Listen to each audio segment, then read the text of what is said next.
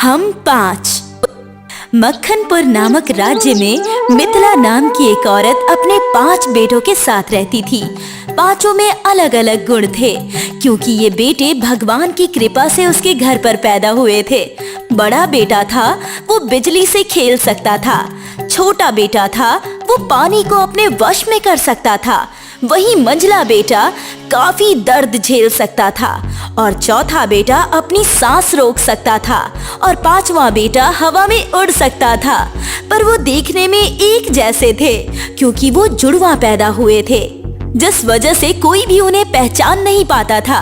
और मिथिला ने भी ये बात सभी से छुपा कर रखी थी कि उसके 5 बेटे हैं, क्योंकि हमेशा एक बेटा ही सभी के सामने आता था और सभी उसे ही जानते थे, जिसका नाम लाखन था। लाखन, अरे तुम सभी सो जाओ, क्योंकि तुम्हें रात में समुद्र से सीप भी तो लानी है, जिससे हमें मोती मिल सके। हाँ माँ, हम सो जाते हैं, आप चिंता मत कीजिए। अरे चिंता की क्या बात है, तुम 5 तो मेरे 5 रत्न हो, और मुझे खुशी है कि हम सभी साथ हैं। हाँ माँ, और ऐसे ही हमेशा हम साथ रहेंगे, जिससे कोई भी हमारा कुछ नहीं बिगाड़ सकेगा। हाँ हाँ बेटो, अच्छा अब सो जाओ, बहुत रात हो गई है। इसके बाद वो सभी सो गए। आधी रात को सभी उठे और समुद्र में सीप पकड़ने के लिए नदी पर चले गए। अरे भाइयों, जब तक मैं समंदर का पानी अपने मुंह में करता हूँ, तब तक तुम लोग जल्दी जल्दी से सीप उठा लो। मैं सिर्फ 7 मिनट तक ऐसा कर सकता हूँ। हाँ हाँ भैया, हमें पता है, आपको रोजाना एक ही बात बताने की जरूरत नहीं है। हम जल्दी से सारी सीप उठाकर ले आएंगे। ठीक है, अब जल्दी से जाओ, मैं पानी अपने मुंह में भर लेता हूँ। और इसके बाद रामू ने सारा पानी अपने मुंह के अंदर भर लिया, और इसके बाद उसके भाइयों ने जल्दी जल्दी सारी सीप उठा ली, और फिर वो बाहर आ गए, और फिर रामू ने सारा पानी छोड़ दिया। इसके बाद रामू ने कहा, आज सीप से मोती निकालकर चंदन बेचने जाएगा। ठीक है भैया, आज मैं जाता हूँ। और इसके बाद चंदन बाजार में मोती बेचने गया। सभी मछुआरों के मोती बहुत ही छोटे थे, और बहुत को तो सीप मिलती भी नहीं थी, पर चंदन हमेशा बड़े बड़े मोती लाता था, और उसके मोती कुछ ही देर में बिक जाते थे, जिस वजह से मछुआरे परेशान रहते। जब उसके सारे मोती बिक गए तो उसके पास सभी मछुआरे आए और उससे कहा, अरे भाई, तू इतने मोती कहाँ से ले आता है? हमें तो इतनी सीप मिलती ही नहीं है। हाँ, ये एकदम ठीक कह रहे हैं। मुझे तो ऐसा लगता है कि तू जादू टोना जानता है, इसी वजह से तू इतनी सारी सीप ले आता है। अरे नहीं नहीं भैया, ऐसा कुछ भी नहीं है, आपको गलतफहमी हुई है। अरे हमें गलतफहमी नहीं हुई है, हम क्या देखते नहीं है? तू रोज कितने बड़े बड़े मोती लाता है, जबकि हमारे मोती कितने छोटे होते हैं, और तेरे मोती हमसे जल्दी बिक भी जाते हैं। बता, तू क्या करता है? हाँ भैया, मैं बताता हूँ। आप लोग कल रात नदी के पास आ जाना, मैं आपको भी इतने ही मोती दे दूंगा। और इसके बाद वो वहाँ से चला आया। घर पर आने पर चंदन ने अपने भाइयों को सारी बात बताई, तो उसके बड़े भाई रामू ने उससे कहा, तुम चिंता मत करो, कल मैं अकेला ही जाऊंगा, तुम लोग घर पर ही रहना।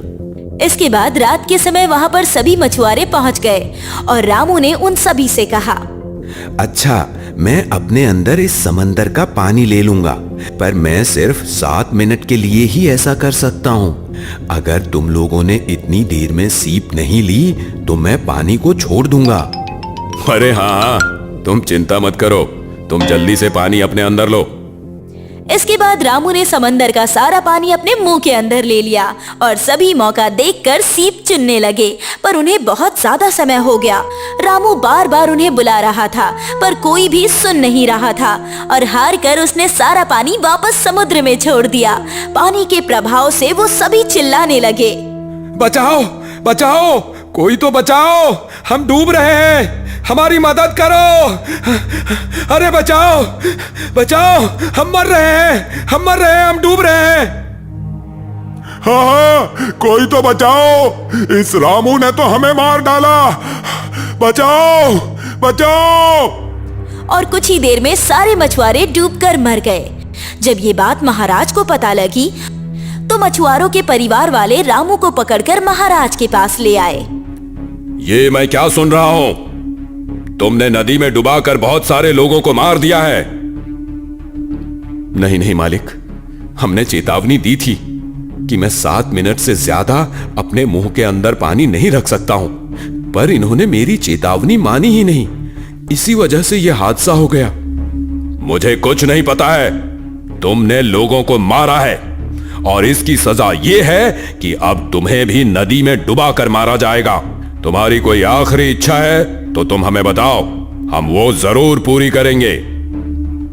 हाँ हाँ मालिक, मेरी एक आखिरी इच्छा है कि मैं अपनी मां से मिलकर आऊं। ठीक है, तुम जाओ। तुम्हें कल समंदर के पानी में डुबाकर मारा जाएगा। और इसके बाद रामू अपने घर पर आया और सारी बात बताई। इस पर चंदन ने उससे कहा, भाई आप चिंता मत कीजिए, सब कुछ ठीक हो जाएगा।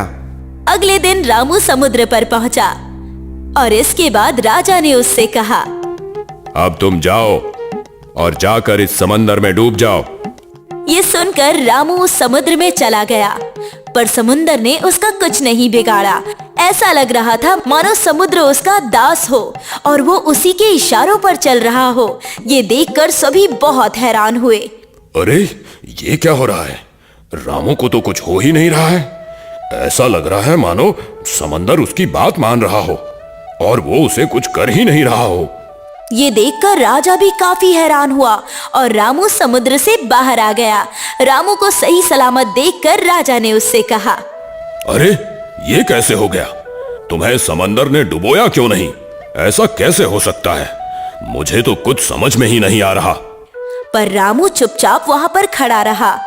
इस पर राजा ने कहा, ठीक है, कल तुम्हें करंट दिया जाएगा, तब देखते हैं तुम कैसे बचते हो। क्या तुम्हारी कोई आखिरी इच्छा है? हाँ हाँ मालिक, मुझे अपने घर माँ से मिलने जाना है, क्योंकि कल पूरी रात मेरी माँ बहुत रोई है।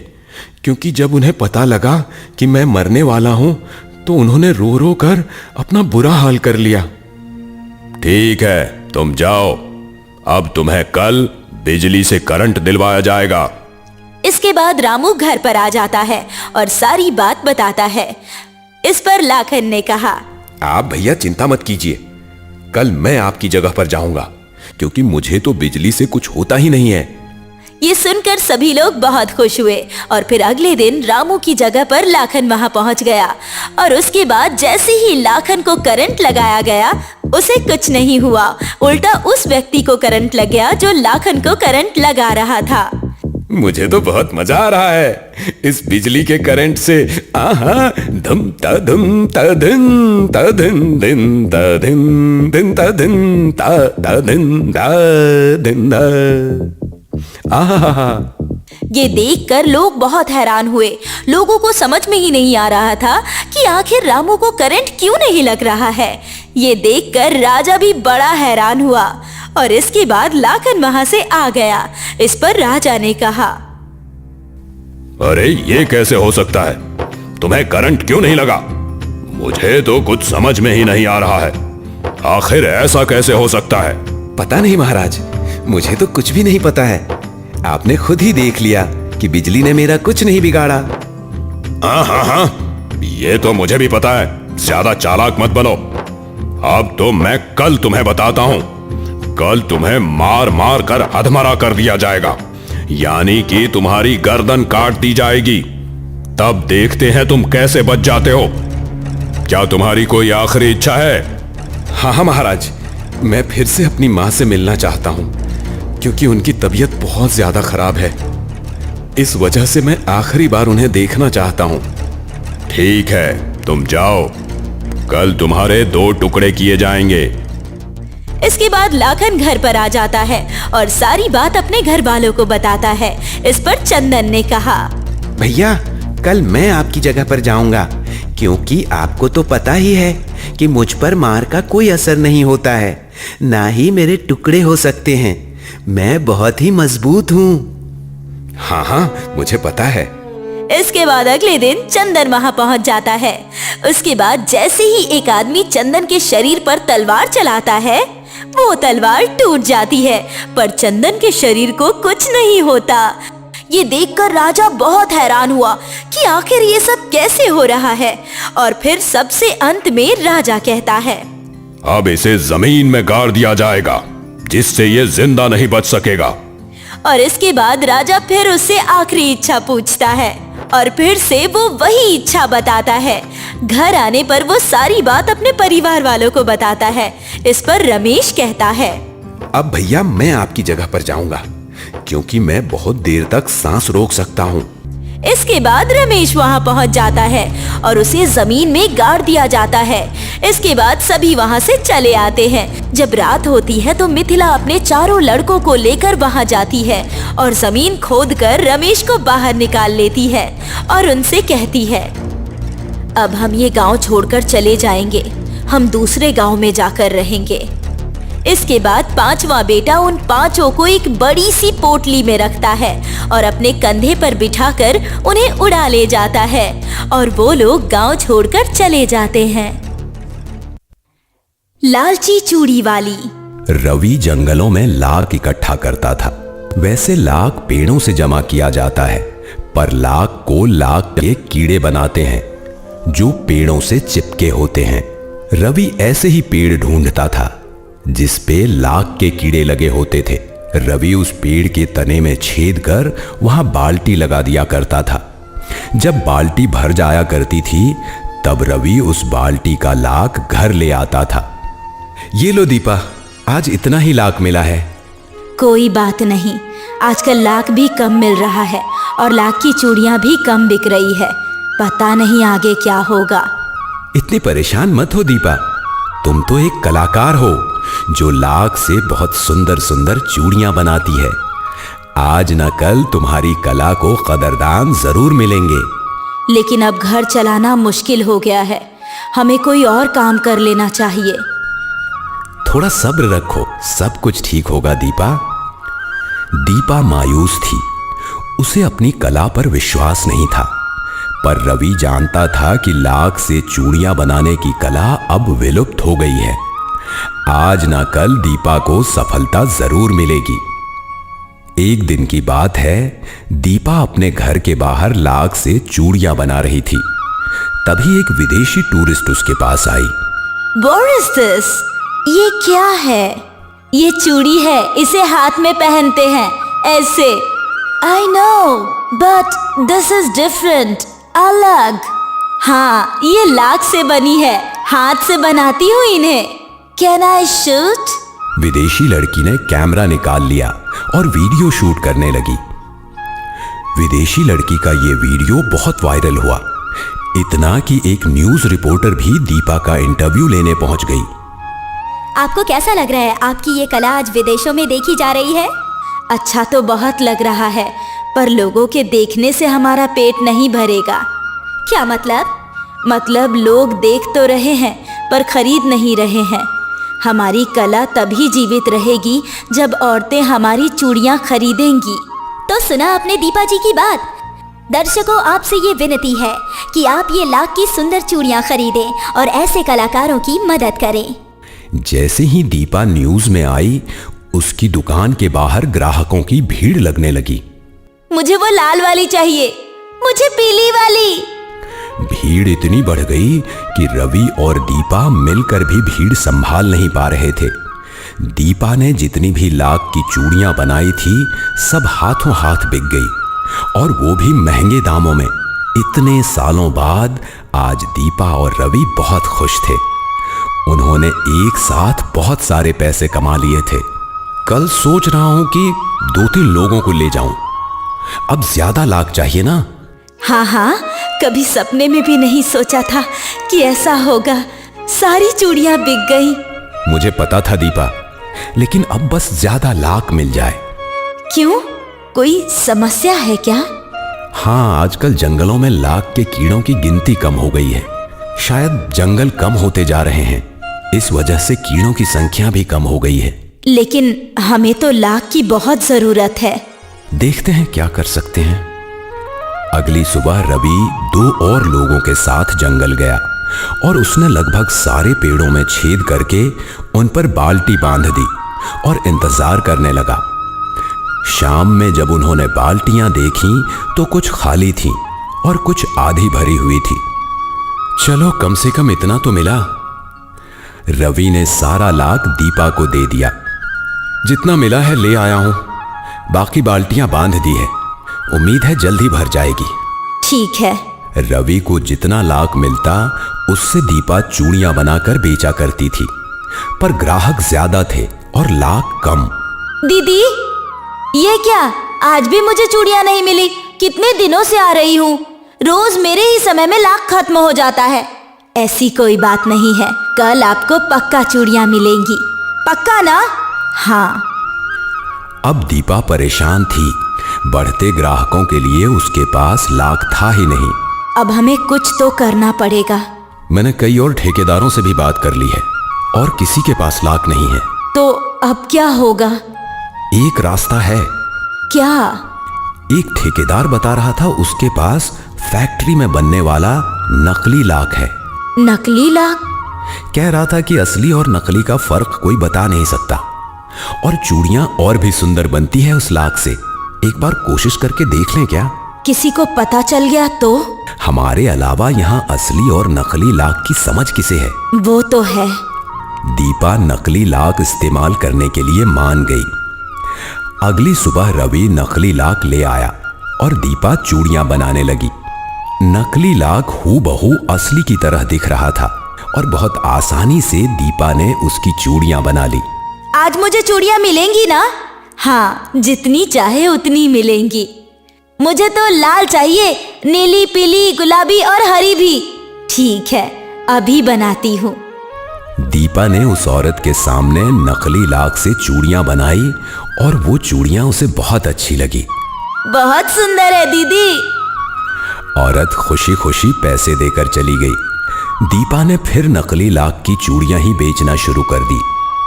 ग्राहक इस बात से खुश थे कि सभी को चूड़ियां मिल रही थी और दीपा और रवि मुनाफे से खुश थे।